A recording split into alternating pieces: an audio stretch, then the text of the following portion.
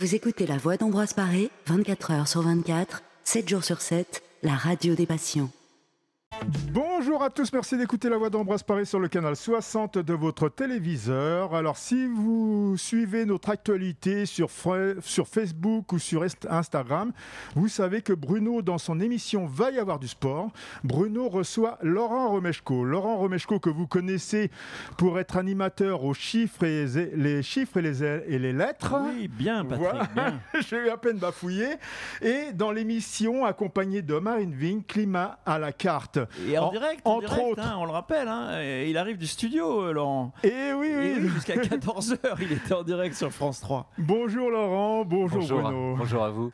C'est météo à la carte. Météo à la carte. C'est pas climat à la carte, mais bon, c'est pas grave.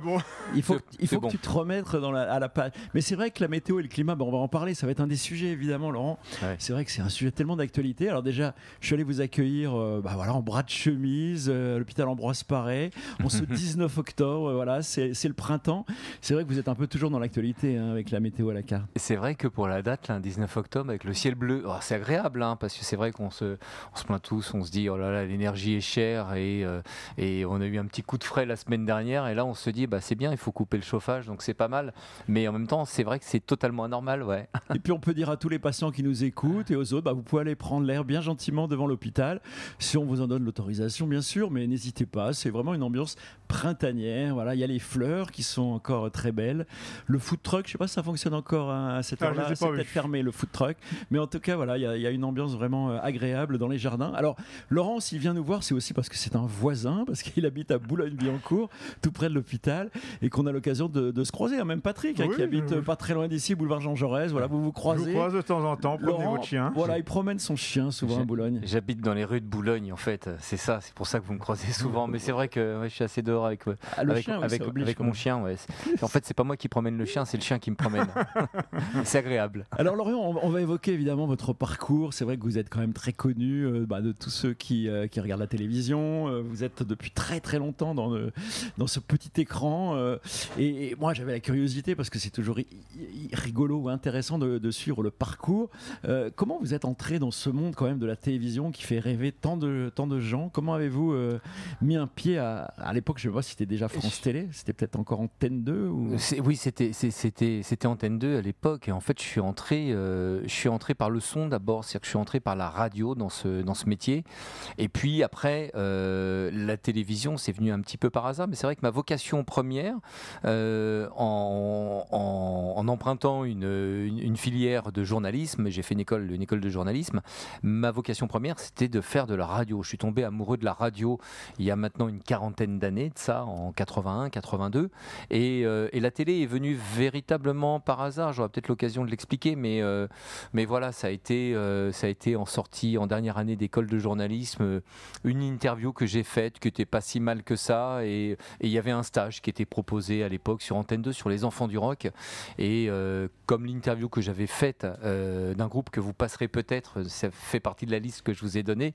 Supertramp. Ouais, Supertramp. Ah oui, quand même ceux qui n'étaient pas nés, ils connaissent Supertramp. C'est quand même un des groupes majeurs, on va dire, des années de l'époque. Puis oui, bien sûr. Aussi, toujours. Et le prof de radio ne savait pas à qui donner ce stage sur les enfants du rock.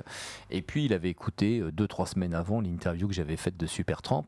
Et puis, dans cette forêt de bras, il y avait le mien, bien entendu, pour avoir ce stage. Et là, d'un seul coup, le prof dit qui choisir? Mais Romeshko, il aime bien le rock, il a fait une bonne interview de Supertramp. Il est où, Romeshko? J'étais en plus un petit mec, je suis toujours pas bien grand. Et donc, je suis là. Et donc, c'est moi qui ai eu le stage. Et le premier pied que j'ai mis à la télévision, c'était comme ça, quelque part. C'est grâce à Supertramp. Alors, on va revenir à la radio, parce que c'est vrai qu'on est tous un peu des anciens combattants.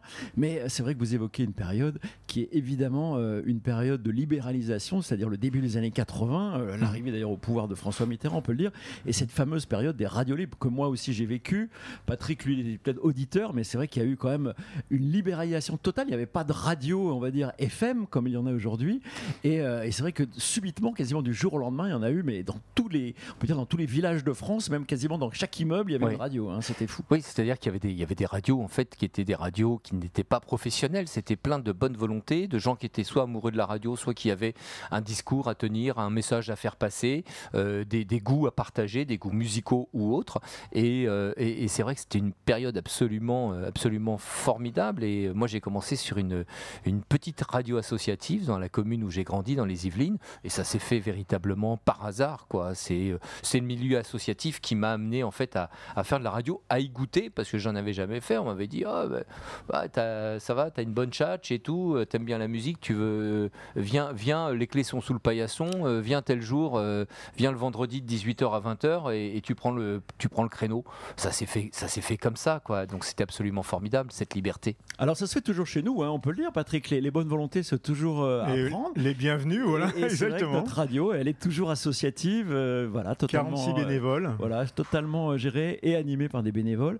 Et on est ravis évidemment de pouvoir faire partager ça avec les gens de l'hôpital et maintenant avec un petit peu Internet. C'est vrai que ça aussi, ça n'existait pas dans nos glorieux débuts, mais c'est vrai que ça a permis aussi de faciliter cette liberté aussi. Mais quelque part, moi, c'est l'encouragement parce que j'ai régulièrement des jeunes qui sont étudiants en école de journalisme ou autres et qui me disent comment faire machin pour faire de la radio, pour faire de la télévision. Je leur dis, vous avez un truc absolument formidable. C'est-à-dire que moi, à l'époque, j'avais effectivement ces radios associatives et ces premières radios dites libres. Aujourd'hui, vous avez autre chose, c'est Internet. Ce sont les web radios, c'est les blogs, même si vous voulez écrire, si vous voulez commencer à être lu, peut-être pas grand monde, mais en tout cas publier sur des blogs et puis bosser pour des web radios. Ce sont en fait quelque part les radios libres d'il y a 40 ans. Oui, exactement. Et on le voit effectivement, de la télé, de la radio, c'est possible de le faire à peu de frais aujourd'hui. Alors, on va parler donc de ce parcours, les radios libres, donc on est dans les années 80. Et puis alors, vous allez entrer dans plusieurs mondes. On va essayer d'évoquer les deux. Donc, vous disiez que vous étiez au départ journaliste. On vous a ensuite connu, évidemment, et vous êtes devenu sans doute célèbre grâce à votre aux qualités d'animateur. C'est quand même là, on va dire, est-ce que c'est un autre métier ou le même métier ou un prolongement? C'est vrai qu'on a le cas de Michel Drucker aussi, qui est dans le même cas de figure. Ouais, je crois que les frontières, les cloisons sont tombées entre le métier de journaliste et d'animateur. Il y a de plus en plus de journalistes qui font de l'animation et d'animateurs qui parfois ce chemin-là se fait moins souvent, mais il y a beaucoup de journalistes effectivement qui sont allés vers l'animation dans notre métier. Quelque part, c'est établir aussi un dialogue, c'est échanger avec le téléspectateur, c'est d'avoir une faculté à vulgariser, à instaurer un certain climat. Bon, voilà, je sais pas si je suis plus journaliste qu'animateur. Moi, j'aime bien dire que je suis les deux et que voilà, il n'y a pas d'imperméabilité entre les deux métiers. Parfois, je résume la chose en disant je fais de la télé. Je fais de la télé, alors je m'adresse au public soit pour divertir ou alors avec un ton et un contenu plus informatif, mais dans les deux cas, je fais de la télévision. Oui, je pensais d'ailleurs au cas actuel de Samuel Etienne, qui lui est on va dire un pur journaliste, qui est devenu aussi animateur de jeux il n'y a pas très longtemps, et effectivement, il arrive à jongler avec les deux, peut-être même d'ailleurs dans la même journée. On a l'impression qu'on le voit le matin en train d'animer une émission d'information. Il fait même lui de l'internet d'ailleurs. Oui, alors il est très présent sur Twitch, mais c'est vrai que Samuel, il est passé de la présentation du JT à la présentation de questions pour un champion. Donc, dans ce sens-là, effectivement, c'est le chemin que j'ai emprunté moi aussi il y a quelques années. Ça se fait plutôt bien. C'est vrai que le chemin de l'animation au journalisme, il est un peu moins évident, mais on est nombreux dans ce cas. Oui. D'ailleurs, il y a beaucoup d'animateurs qui ont été journalistes, qui ont leur carte de presse, perdent leur carte de presse. C'est vrai que tout ça est un peu dépassé de temps en temps. Ouais, mais vous savez, j'ai passé de très nombreuses années sur une émission qui mélange les deux genres, une émission qui s'appelle Télématin, et où en fait, on a de l'accompagnement, de l'animation à accompagner le téléspectateur entre 6h30 et 9h30, donc c'est vraiment au petit matin et c'est l'heure du réveil, mais en même temps en ayant un véritable contenu informatif. Donc ça, c'est une belle école. Moi, j'y ai œuvré pendant... alors je ne sais plus combien, mais je crois que c'est une grosse vingtaine d'années. Et donc, c'est vrai que c'est un bon apprentissage. Et la météo, le bulletin météo aussi, qui est assuré par des journalistes, mais il y a également cette vie qu'on partage. Il y a, vous savez, étymologiquement, l'animation, c'est apporter de l'âme. Donc, on essaie d'apporter aussi un petit peu d'âme, de la vie, dans un contenu qui est informatif. Voilà, et qui est ô combien important. Ça, on va en reparler évidemment de la météo et de la situation de notre climat.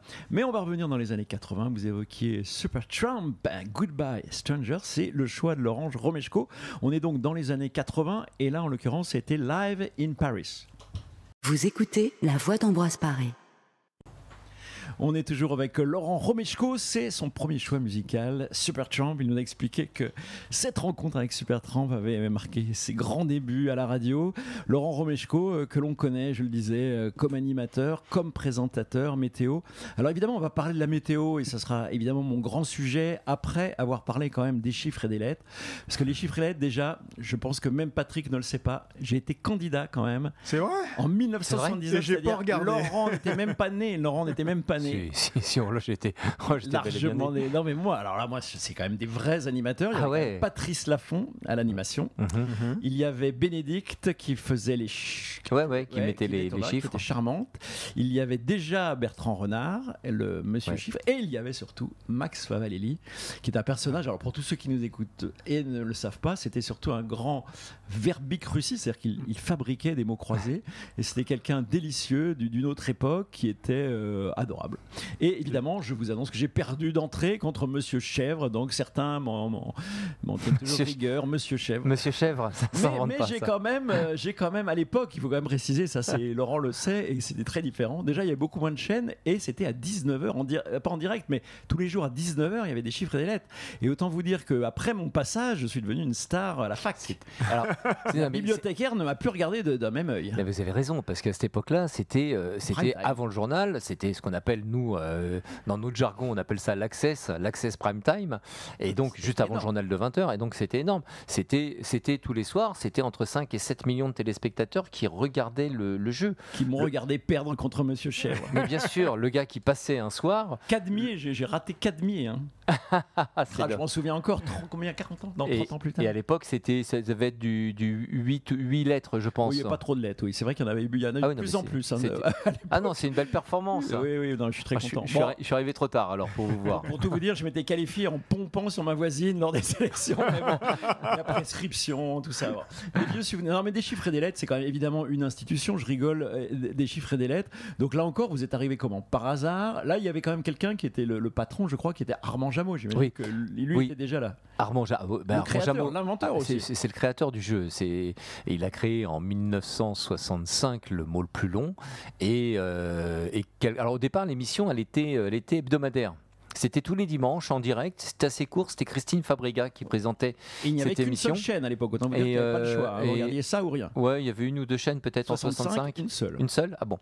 Et donc ça, 65 jusqu'en 70, l'émission s'est arrêtée, le mot le plus long, et finalement il y a eu une renaissance en 1972, puisque Armand Jameau s'est dit, je vais reprendre le mot le plus long, et en plus des lettres, je vais y ajouter des chiffres. Donc il y avait deux jeux, il y avait le mot le plus long et le compte est bon. Les deux réunis, ça a donné des chiffres et des lettres. Et donc, l'émission a été lancée en 1972, donc il y a maintenant 50 ans. Ça a fait 50 ans cette année, au mois de janvier, le 4 janvier 72, je crois bien.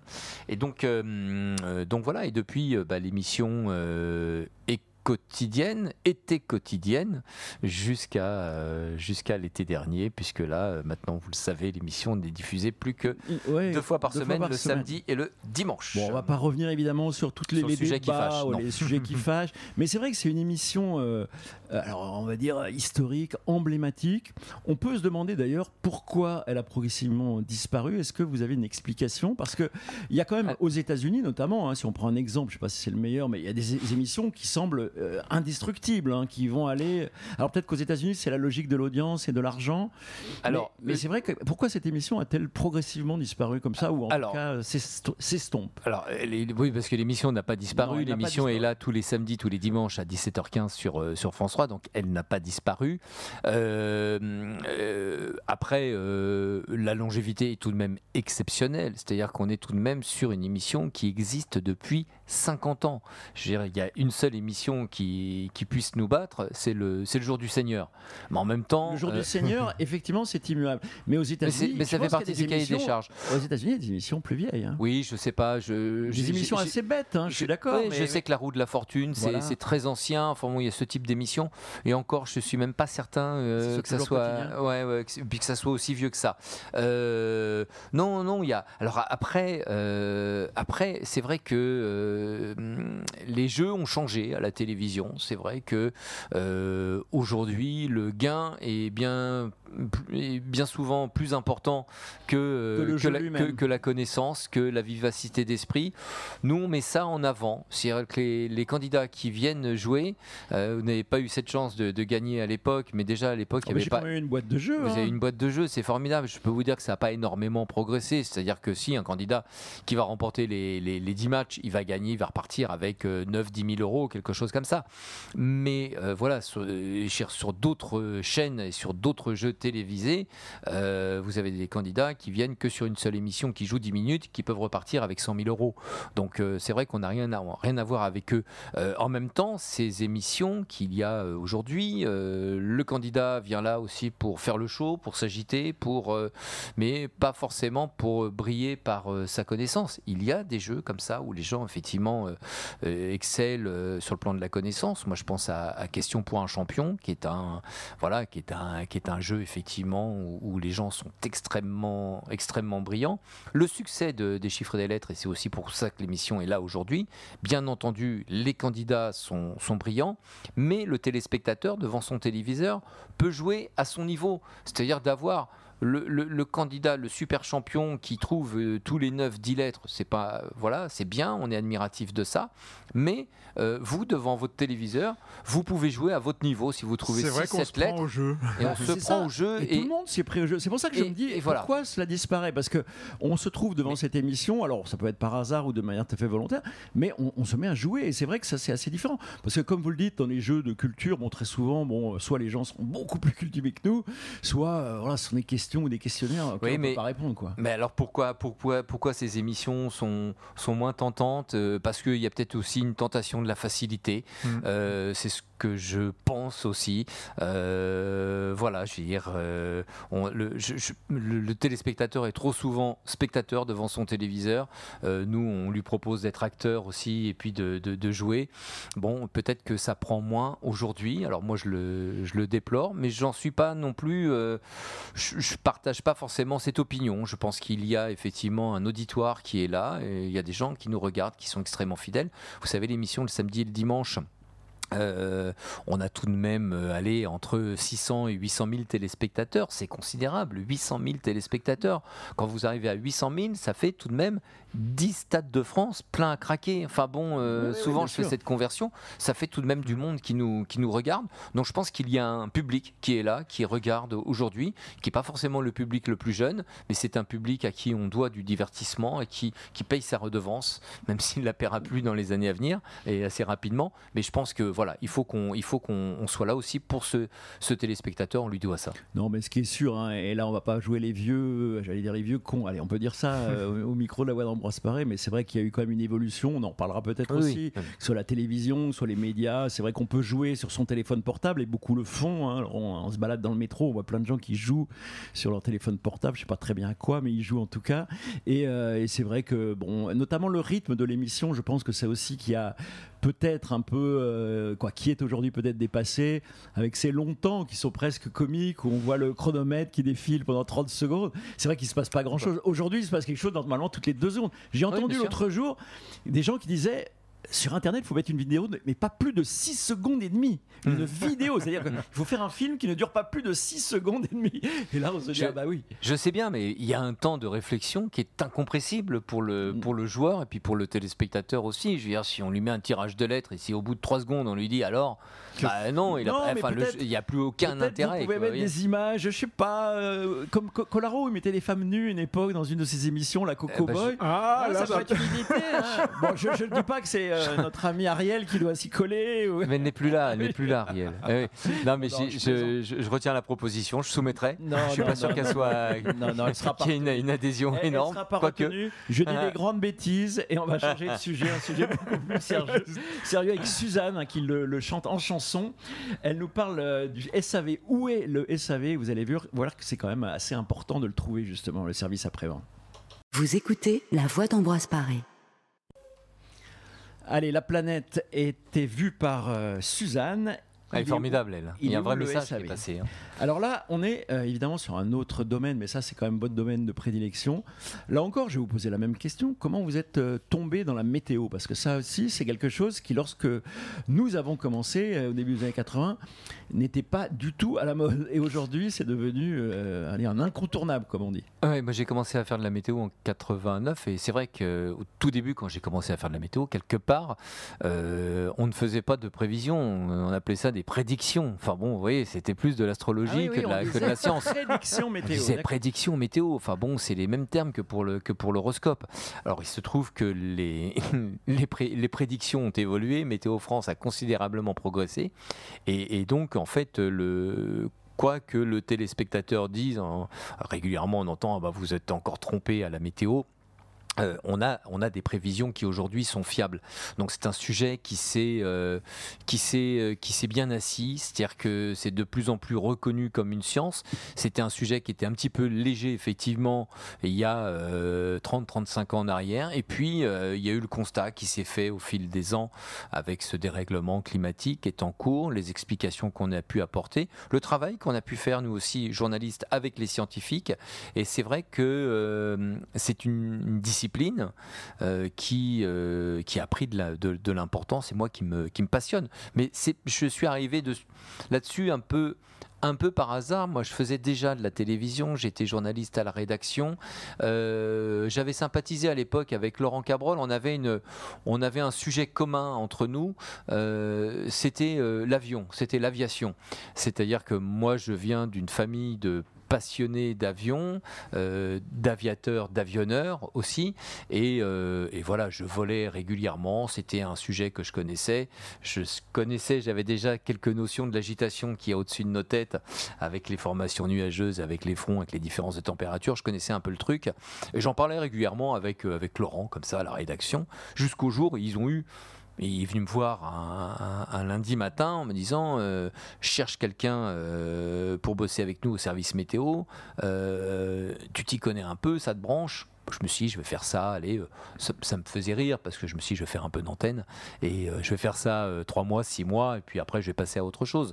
Et en fait, de 3 mois, je suis passé à 30 ans, quoi, finalement. Voilà, ça va assez vite. Ça aussi, c'est vrai que la notion du temps, dans tous les sens, est un sujet important. Alors, vous évoquiez Laurent Cabrol, qui est évidemment un grand monsieur météo qui a officié là aussi pendant 40 ans sur Europe 1, ou je sais pas combien d'années.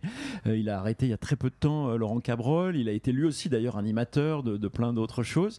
Mais c'est vrai que cette météo, parce que vous en parlez de manière un peu rapide, c'est vrai que ça a pris une place à la télévision qui est phénoménale. On a connu, alors il y a eu quelques grands, on se souvient notamment de quelqu'un qui était très, je pense que vous l'avez croisé, Alain Gillot-Pétré. Oui, bien sûr, j'ai connu. Une figure assez incroyable, avec ses petites pochettes qui indiquaient le temps. Mais à l'époque, on va dire que la météo était un sujet vraiment annexe. Aujourd'hui, on a l'impression que c'est central, c'est-à-dire que non seulement il y a des émissions qui précèdent le journal, il y a des émissions qui suivent le journal, il y a des émissions parfois même à l'intérieur du journal quand le phénomène devient trop grave, comme actuellement on va dire que c'est pas très grave puisqu'il fait très chaud, quoi. Je sais pas si c'est grave ou pas grave, en tout cas il fait très chaud, hop, ça devient un sujet central. C'est vrai que la météo a pris quand même une place énorme, je trouve, dans la vie des gens.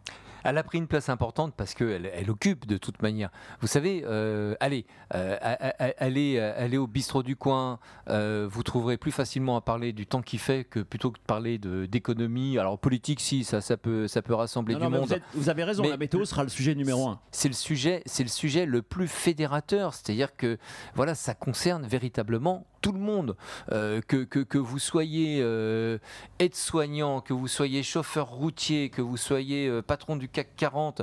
Alors ça sera soit pour vous déplacer, le peintre bâtiment, il aura besoin de savoir quel temps il va faire pour monter sur son échafaudage, et puis le patron du CAC 40, c'est pour aller jouer au polo, il veut savoir quel temps il va avoir. Enfin, vous voyez, on est tous concernés par le temps qu'il fait, et pour ses activités, pour les activités professionnelles, pour les loisirs, pour la santé aussi. Voilà, on est tous concernés par ça. Donc c'est le sujet le plus fédérateur. C'est vraiment le sujet numéro 1. Et il y a eu cette prise de conscience, dans les années 80. Et grâce aussi à Jean-Pierre Elkabbach, parce que c'est vrai que jusque-là, le bulletin météo en fait était présenté, que je vous dise pas de bêtises, jusqu'au début des années 80, il était présenté par des prévisionnistes de Météo France, qui étaient de très bons scientifiques, mais qui n'étaient pas des communicants, qui étaient des gens... Oui, alors là, on en a un bon exemple dans le film très célèbre que tout le monde a vu, qui est Les Bronzés font du ski. Les Bronzés font du ski, il y a Monsieur Météo, c'était un peu l'image qu'il avait. C'est le scientifique qui débarque au milieu des bronzés. Et à l'époque où Jean-Pierre Elkabbach dirigeait la rédaction d'Antenne 2, et voilà, à un moment il s'est dit stop les prévisionnistes de Météo France sont de bons prévisionnistes, mais sont pas de bons communicants. Et donc je veux des journalistes pour parler du sujet. Et le premier, alors tout le monde pense que c'était Alain Gillot-Pétré, il est arrivé peu de temps après, mais le tout premier a été Laurent Broumède, qui était un ancien candidat d'ailleurs sur des chiffres et des lettres, qui était très scientifique, et puis qui avait cette tête, cette allure de quelque part de jeune savant fou, de Zébulon, et qui d'un seul coup a donné une âme à ce sujet. Et entre Laurent Broumède, entre Alain Gillot-Pétré, Michel Cardoz également, ou Laurent Cabrol, ce sont les gens qui ont donné ce ton à la météo qu'on a un petit peu perdu, je trouve, ces derniers temps, où je trouve qu'il y a peut-être moins de vie, moins d'exubérance dans les bulletins. C'était un petit peu trop sérieux, un peu trop formaté, mais le sujet aussi est sérieux et préoccupant. Oui, c'est une bonne remarque. Ça aussi, c'est l'évolution de notre temps, où tout devient un peu plus policé. Mais on va reparler évidemment du temps, de la météo et du climat après une nouvelle pause musicale. Là, cette fois-ci, ça ne parle pas vraiment de météo, mais c'est une des plus belles chansons du répertoire. Ça s'appelle Les mots bleus, Christophe. Vous écoutez La Voix d'Ambroise Paré. De retour en direct avec Laurent Romeshko, c'est notre invité exceptionnel aujourd'hui dans cette émission. Il va y avoir du sport. Laurent, on parlait de la météo. Évidemment, la météo et le climat sont deux sujets qui intéressent beaucoup de gens, qui perturbent beaucoup de gens. Actuellement, donc, on traverse une période de chaleur. Alors, est-ce qu'elle est aussi exceptionnelle que l'on peut le croire ou le dire? On est quand même presque, à la fin du mois d'octobre. Oui, on a toujours des périodes comme ça, des arrière-saisons, comme on les appelle, qui sont belles et qui sont douces, des mois d'octobre. Alors, c'est plus rare, deuxième quinzaine d'octobre, d'avoir ce type de temps. Là, cet après-midi, sur l'Aquitaine, il va y avoir du 31, 32 degrés, du côté d'Agen, de Auch. Donc, voilà, ça c'est exceptionnel. Tout de même, c'est rare et c'est anormal qu'il y ait des températures comme ça une deuxième quinzaine d'octobre. Mais des arrière-saisons belles, douces, voire chaudes et ensoleillées, il y en a régulièrement. C'est ce qu'on appelle, à tort, mais c'est ce qu'on appelle très souvent l'été indien. Mais voilà, on est tout de même sur une séquence qui dure maintenant depuis pas mal de temps, d'anomalies. L'hiver dernier, l'hiver 2021-2022, très peu de pluie, hiver qui a été doux, pas de période de froid, pas de pluie, très peu, tant et si bien que effectivement, avec les chaleurs très précoces qu'il y a eu au mois de juin, et ça c'est une nouvelle anomalie, on s'est retrouvé avec une sécheresse chronique, et là on croise les doigts, c'est-à-dire qu'elle n'arrive pas encore, mais on espère bien que ce qu'on appelle la période de recharge des nappes phréatiques, qui débute normalement à partir du mois de novembre, on espère qu'elle sera effective cette année et que voilà, on va recharger les nappes souterraines, mais c'est vrai qu'on a ce faisceau d'événements, de réchauffement, de dérèglement, voilà, qui interroge, qui inquiète. Alors là, vous êtes au cœur évidemment de cette actualité, si on peut appeler ça une actualité. On va dire qu'on est tous alors victimes, si on peut le dire quand même, victimes de ce réchauffement climatique, un réchauffement planétaire, on peut le dire quasiment. Alors les explications, évidemment, elles existent. On a peut-être un petit peu du mal à les trouver. On est tous d'accord, on le vit, nous on l'a vécu puisqu'on est quand même tous assez âgés ici dans ce studio, on l'a vécu puisqu'on a vécu des années beaucoup plus froides que celles que l'on vit depuis on va dire une dizaine d'années. Il y a évidemment des phénomènes qui sont liés à l'activité humaine, ça on en est sûr, on ne sait pas très bien comment l'estimer, quelle est la part de tendance profonde, la tendance liée à l'activité humaine, à l'industrie. Alors on a tout de même le doute, il est tout de même de moins en moins permis, c'est-à-dire qu'on a tout de même un faisceau de présomption qui est assez important, c'est-à-dire qu'on a quand même des données qui sont les concentrations, ce qu'on appelle les concentrations en gaz à effet de serre dans l'atmosphère. Ça se calcule en ppm, ça s'appelle particules par million. Donc voilà, ça on a un taux qui est en augmentation, et ce depuis le début de ce qu'on appelle de l'ère pré-industrielle, c'est-à-dire que là on se place au milieu du 19e siècle, on a ce taux de concentration qui augmente, et on a la température moyenne du globe qui suit cette courbe également. Donc c'est vrai que ce qu'on appelle la responsabilité anthropique, la responsabilité de l'homme dans ce dérèglement, dans ce réchauffement, ça, elle est prouvée aujourd'hui par tous les scientifiques, même les plus sceptiques, ceux qu'on appelait les climato-sceptiques. Je ne sais pas s'ils l'admettent, mais en tout cas on ne les entend plus. Mais c'est vrai qu'il y a ce lien qui est établi, qui est scientifiquement prouvé sur l'origine des activités humaines dans le réchauffement climatique. Alors c'est vrai qu'il y a une autre question qui se pose également, c'est sur la part naturelle de variabilité du climat. C'est-à-dire que le climat, on le sait très bien, il n'est pas figé, il évolue, il y a des ères, il y a ce qu'on appelle les périodes glaciaires et les périodes interglaciaires. Là, il y a certainement une variabilité naturelle du climat. Cela dit, ce qui est notable, c'est que ces réchauffements ou ces refroidissements qui s'effectuaient sur des dizaines de milliers d'années, là, ils se font sur 150 ans. Donc il y a cette rapidité aussi qui est tout à fait anormale et qui, effectivement, ne plaide pas forcément en faveur des activités humaines. Alors, l'activité humaine, c'est bien que vous resituiez ça au milieu du 19e siècle. Donc on va dire que c'est le début de l'industrialisation. Ça part d'Angleterre, mais on ne va pas les accuser. Les pauvres Anglais, ils ont été largement suivis par la planète entière, ou peut-être plus d'ailleurs par le nord que par le sud. Mais en tout cas, voilà, se sont développées l'industrialisation, c'est-à-dire les usines. On ne va évidemment pas évoquer tout, mais la société de consommation. Et alors maintenant, on fait quoi, Laurent ? Parce que est-ce qu'on peut revenir avant 1850 ? Comment on peut... Moi, je posais la question aussi de manière provocante à Stéphane Le Diraison, qui est le marin de Boulogne, qui lui aussi est un militant, notamment, il essaye de défendre les océans en disant qu'il faut essayer de mettre un peu moins de plastique dans les océans. Mais c'est vrai que quand je lui ai posé la question sur notamment la surpopulation, par exemple, il n'y a pas tellement de solutions à me proposer. Oui, alors le problème, je peux vous dire qu'il est très compliqué, et je m'incline, je me prosterne devant celui qui aura la solution. Dans l'immédiat, il y a une chose qui est certaine, revenir à ce qui était avant l'ère pré-industrielle, c'est totalement impossible. Pour l'instant, pour les scientifiques et pour les observateurs, moi je fais partie de cette communauté d'observateurs. Après il y a les décisionnaires et les politiques, et il y a deux objectifs. L'objectif, c'est d'essayer de ne pas aggraver les choses. Les choses sont faites aujourd'hui, c'est-à-dire que les émissions de gaz à effet de serre qui sont diffusées depuis maintenant plus d'un siècle, tout ça est dans l'atmosphère, tout Alors, ça a une durée de vie assez Est-ce qu'on longue. peut s'arrêter sur les émissions de gaz à effet de serre? Ouais. C'est vrai qu'on entend beaucoup parler de ça. Ce gaz à effet de serre, il vient d'où? Alors, il vient vraiment du gaz carbonique? Il vient d'où ce gaz? Alors, parmi ce qu'on appelle les gaz à effet de serre, il y a de nombreux gaz. On parle beaucoup du gaz carbonique, mais il n'y a pas que le gaz carbonique. Il y a également le méthane, qui est très important.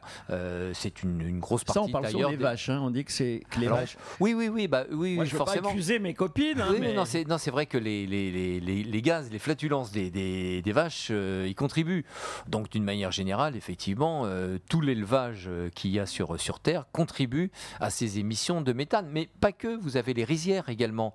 Les rizières contribuent également à ces émissions de méthane. Vous avez en plus, alors parce que là, c'est en fait un cercle sans fin, vous avez ce qu'on appelle ces terres qui sont gelées, le permafrost, qui sont sur des latitudes très au nord. Quand ces terres dégèlent, elles libèrent également du méthane. Plus le climat se réchauffe, plus le permafrost fond, plus le méthane est libéré, plus ça dégèle. Cercle Vous voyez, vicieux, c'est un cercle vicieux. cercle Voilà. vicieux. Or, en l'état actuel des choses, ce que l'on sait, moi, pour échanger très souvent avec des climatologues et qui sont des gens qui sont de renommée mondiale, on parle de limiter la hausse du thermomètre à 2 degrés et même 1,5 degré par rapport à l'ère pré-industrielle. La réalité, elle est tout autre. C'est-à-dire que d'ici la fin du siècle, la très forte probabilité, c'est qu'on sera sur une hausse de 3 à 4 degrés, ce qui est considérable. Sincèrement, les scientifiques, lorsque vous parlez avec eux en off, 1,5 degré, 2 degrés, c'est de l'utopie. C'est de l'utopie, on sera plutôt sur 3-4 degrés. Donc, plusieurs objectifs. Aujourd'hui, revenir avant 1850, c'est pas possible. Limiter cette hausse, essayer de freiner un petit peu, ça c'est une chose, un objectif. C'est pas facile parce que vous avez quand même de grandes nations qui sont très émettrices. Je pense à la Chine, je pense à l'Inde, et puis surtout aussi les États-Unis. Et puis la situation géopolitique actuelle fait que c'est un petit peu un sujet secondaire, le climat.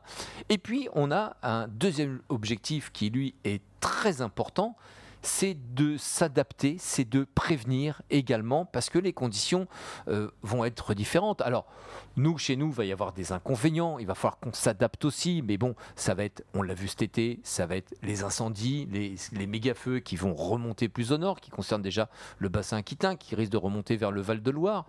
Bon, pour nous, effectivement, c'est un problème pour nous en France, mais il y a d'autres problèmes aussi pour d'autres régions du monde. Je pense à tous les pays qui bordent le golfe du Bengale avec la hausse du niveau des eaux. Là, ça va être un autre problème. Il y a des flux migratoires qui vont se mettre en place. Le sujet est extrêmement compliqué, extrêmement vaste, et donc des problèmes de santé également, puisqu'on est ici. Voilà, je veux dire, la donne va être différente. Je lisais, moi, il y a quelques jours, un papier, je crois bien que c'était dans Le Monde, sur le nombre de cas de dengue qui se multiplient actuellement en France. Je parle en France métropolitaine. Donc, vous voyez, ça a des conséquences, mais partout. Donc, 2 objectifs, essayer de limiter les émissions de gaz à effet de serre. Alors bon, c'est pas simple, effectivement, arrêter d'utiliser de l'essence, du gasoil et puis du fioul pour chauffer les maisons. Là, ils ont trouvé un moyen radical de fermer les raffineries, c'est une super idée. On se rend compte que ça diminue la consommation. Mais vous parliez également du plastique et vous parliez plus largement, hormis le phénomène climatologique, il y a un problème environnemental dans nos sociétés aujourd'hui. Il y a un problème démographique également, c'est-à-dire que moins d'élevage, produire moins de viande, moins de soja pour nourrir, moins de céréales pour nourrir les animaux, oui, mais la démographie aussi, elle est importante. Je veux dire, on va vers les 10 milliards d'habitants.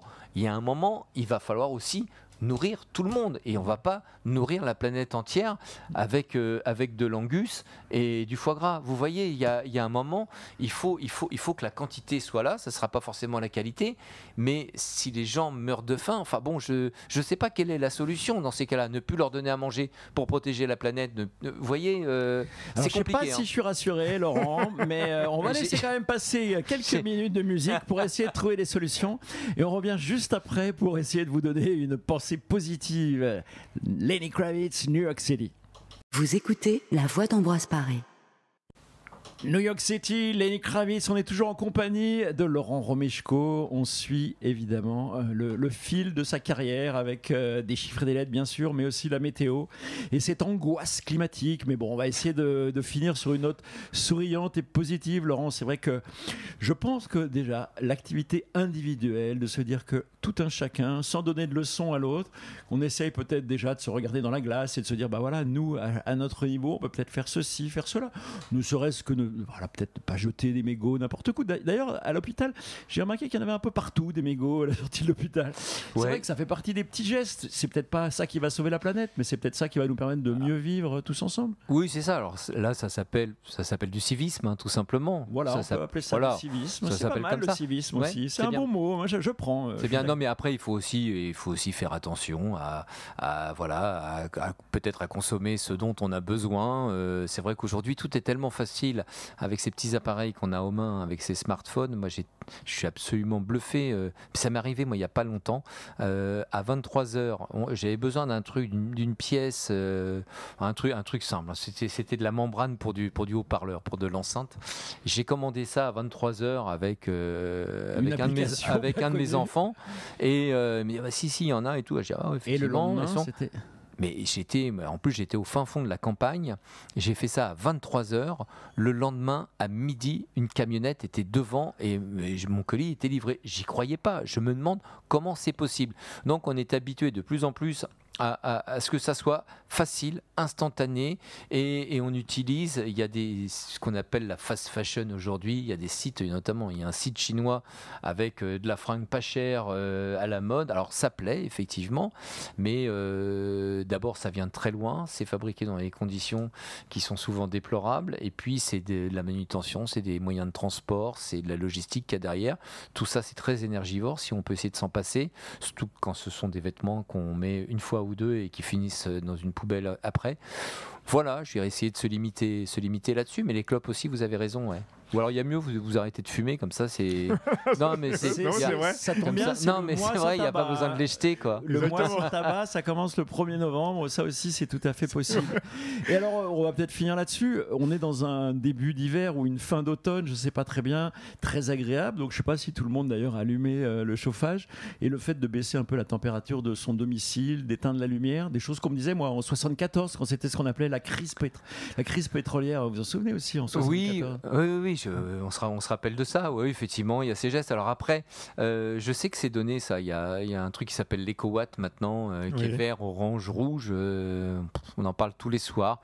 Je suis pas forcément, voilà, je veux dire, ça permet de gérer un moyen de production en énergie qui est un petit peu défaillant en ce moment.